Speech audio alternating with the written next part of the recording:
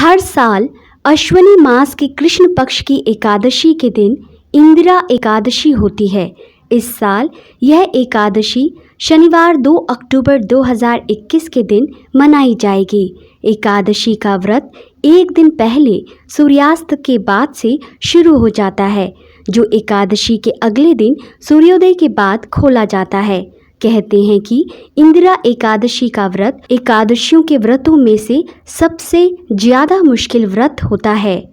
इस दिन भगवान श्री हरि विष्णु की खास तौर से पूजा की जाती है और उन्हें प्रसन्न रखने के लिए खास तौर से व्रत रखा जाता है। पितृपक्ष की इस एकादशी के दिन व्रत रखने से पितरों की आत्मा को मुक्ति मिलती है। आज की वीडियो में हम आपको इंदिरा एकादशी का महत्व, शुभ मुहूर्त और पूजा विधि के बारे में बताएंगे।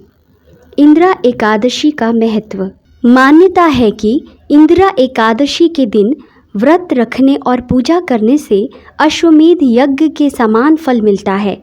इतना ही नहीं, कहते हैं कि इस एकादशी के दिन जो भी व्यक्ति व्रत रखता है उसके पितरों को मोक्ष की प्राप्ति होती है और साथ ही उन्हें यमराज के दंड से भी मुक्ति मिलती है, जिसकी वजह से पितृदेव उस व्यक्ति से प्रसन्न होते हैं और अपनी विशेष कृपा उसके ऊपर हमेशा बनाए रखते हैं, जिससे व्यक्ति के जीवन में आने वाले सभी संकट दूर हो जाते हैं और उसके घर में सुख समृद्धि आती है।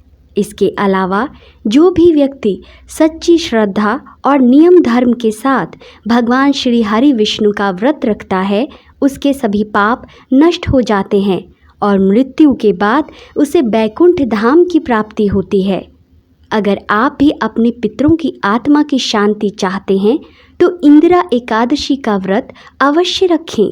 इसके अलावा इस दिन गरीब या ज़रूरतमंद व्यक्ति को भोजन कराने व दान पुण्य करने से पितृदेव प्रसन्न होते हैं और अपनी कृपा हमेशा परिवारजनों पर बनाए रखते हैं। इंदिरा एकादशी का शुभ मुहूर्त।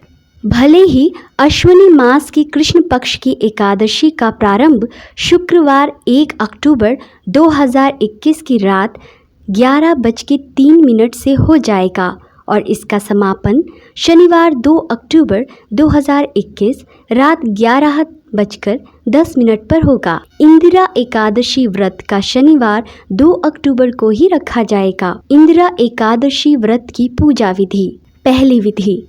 इंदिरा एकादशी व्रत करने वाले व्यक्तियों को अश्विनी महीने की कृष्ण पक्ष की दशमी के दिन से ही इंदिरा एकादशी व्रत की शुरुआत करनी चाहिए। दूसरी विधि। इसके लिए आप 10वीं तिथि यानी शुक्रवार 1 अक्टूबर के दिन सुबह जल्दी उठकर घर को साफ करें और फिर नहा धोकर स्वच्छ वस्त्र धारण करें। तीसरी विधि। फिर दोपहर के समय किसी भी नदी या कुंड में जाकर स्नान करें और श्रद्धापूर्वक अपने पितरों का श्राद्ध करें। चौथी विधि। फिर ब्राह्मणों या किसी गरीब को भोजन कराएं या श्रद्धा अनुसार दान दक्षिणा देनी चाहिए। पांचवी विधि। ध्यान रहे आप दशमी के दिन भी केवल एक ही बार भोजन करें।